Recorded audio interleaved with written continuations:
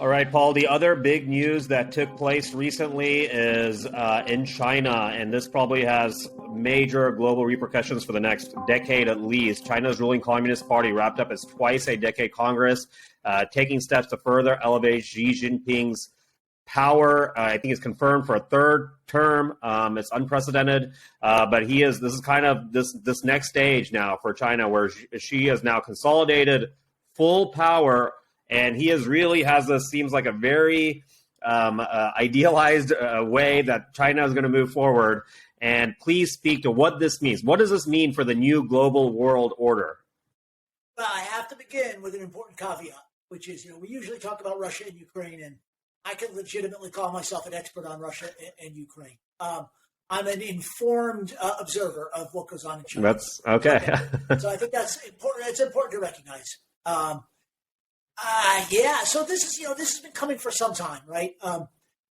After the death of Mao, who ruled China for, about 25, 26 years, they sort of put in a procedure where the general secretaries of the Communist Party of China would only serve 2 5-year terms. And it was basically to prevent the kind of power that Mao had abused. And Xi Jinping has now thrown that off, and it's happened gradually, right? Several years ago, he announced his intention to do this. They rewrote the Constitution to basically throw out the 2-term limit. So this is no surprise. We've known this was coming. Xi's rule has really changed China from this notion of shared leadership among the leaders, a sort of first among equals for the general secretary, to much more of a one-man show. It's not first among equals anymore. It's Xi, and Xi. He runs China, and he now is going to until he dies. Is that a given that he's going to do this until he dies? I mean, because every 5 years there's another election. It's not a given, but as Putin is finding out or has found out, once you seize this kind of power, it is very hard to give it up if you're still alive, because if you're alive and someone's now replaced you, they have an incredible incentive, right, to get rid of you because they don't want you thinking that you're going to come back. We saw this violence and unrest in Kazakhstan earlier this year, and it was because Nursultan Nazarbayev had given up power, given it to sort of somebody else, but he was still around, and his people were still in prominent places. And the new ruler was basically like, I want to get rid of these people. And so there ended up being fighting in the streets. Mm-hmm. And so it's, once you break all the institutionalized ways of changing power, the only ways to change power are uninstitutionalized ways, which means it gets done spontaneously every time it happens. And it means that force is often on the table. Mm-hmm. And just so we're aware, I mean, Xi Jinping is 69 years old, just for comparison, and Joe Biden is 79 years old. I mean, we could potentially see another at least 10 years of Absolutely. Xi Jinping in power, likely more. And like I said, it has major implications for the kind of the new global order that's taking place. A lot of reshuffling that's happening. And then recently, literally, I think it was earlier today, we saw a major kind of show of this power, and this was in the form of the previous president of China, Hu Jintao, who probably was, I think from 2002 to 2012, the leader of China.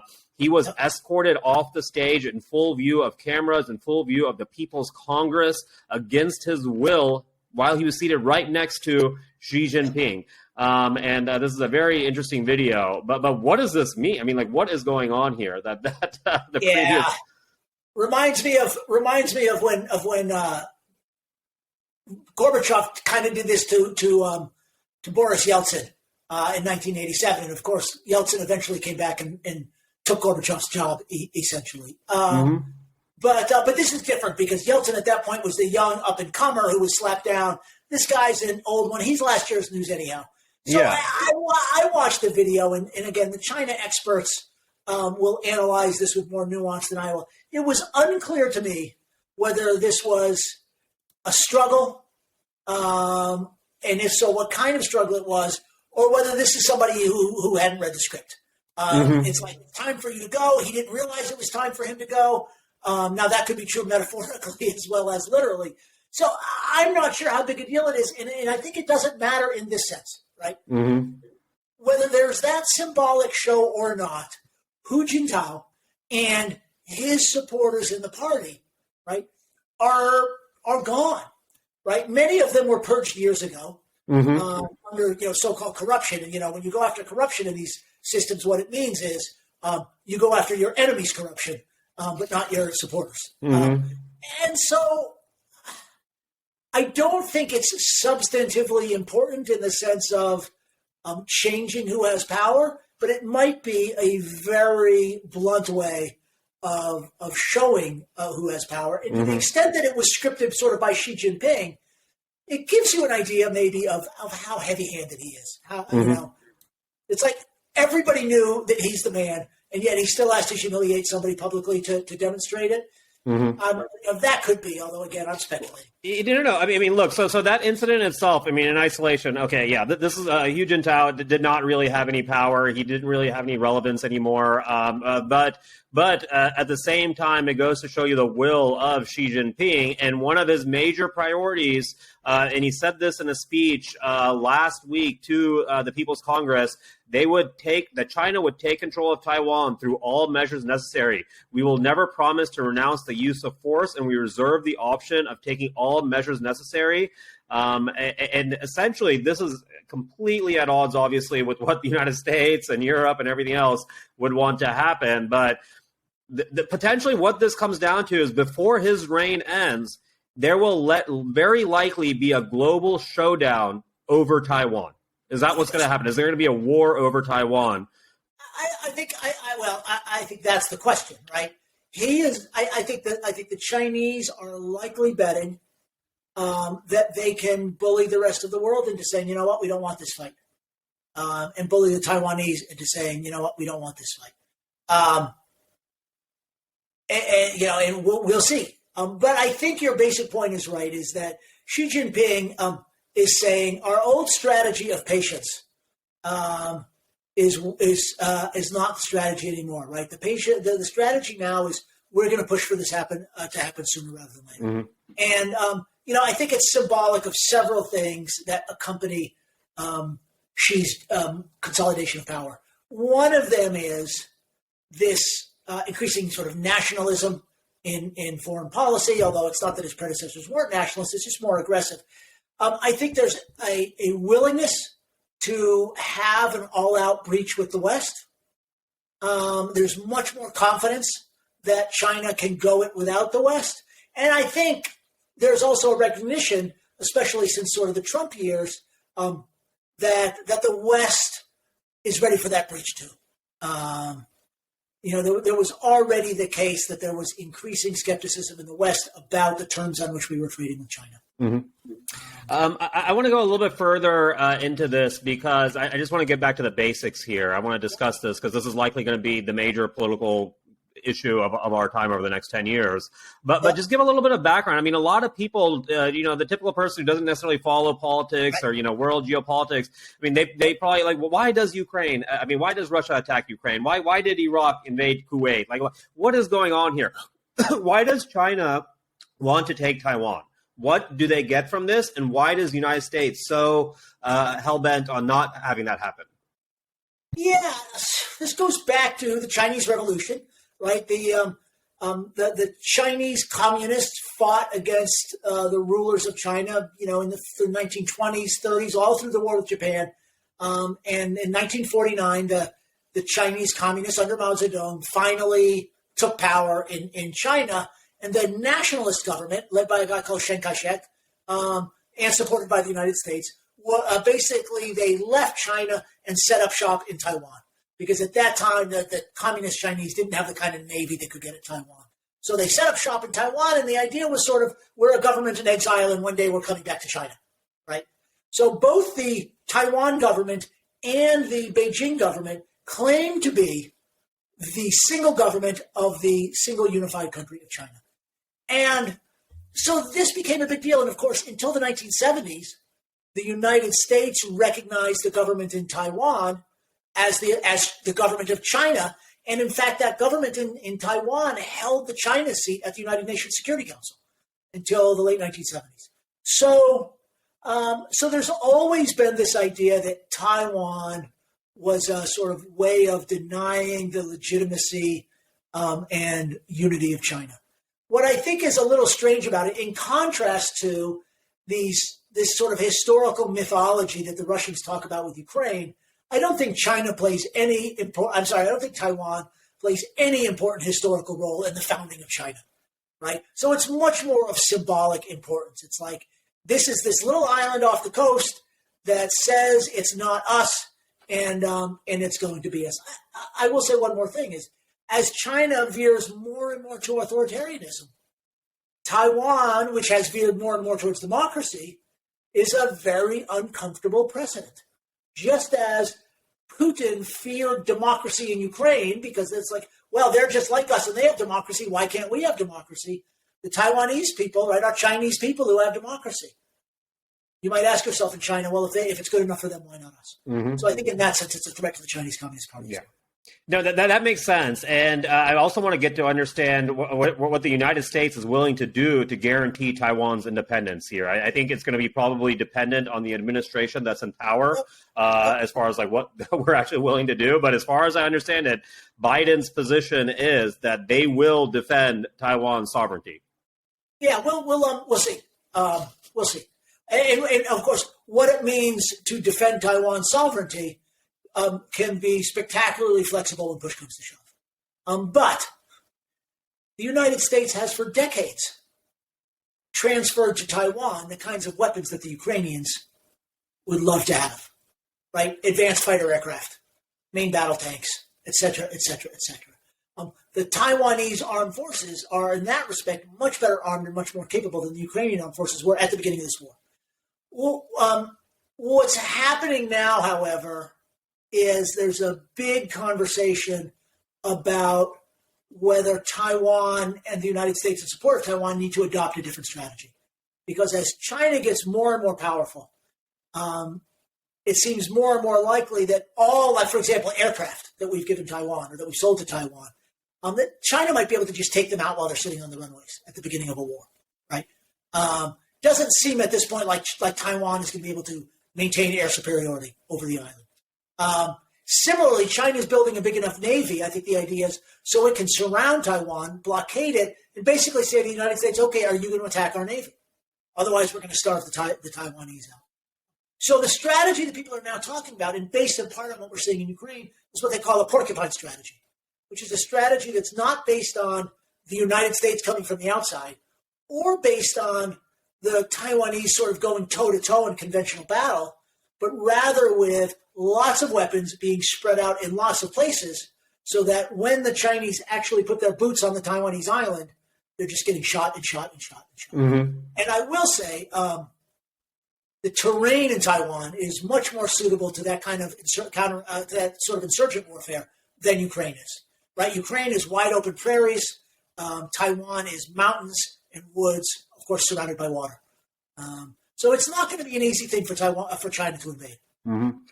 That seems very, very difficult to do. It's all islands, and that's what makes it so different than Ukraine as well, right? It's an island nation. Amphibious invasions are notoriously difficult to execute properly, and obviously Taiwan also has this pretty significant military capabilities. What will the international response be to China? Like, China is they have a web into the global kind of trade network, right? They supply all sorts of different things.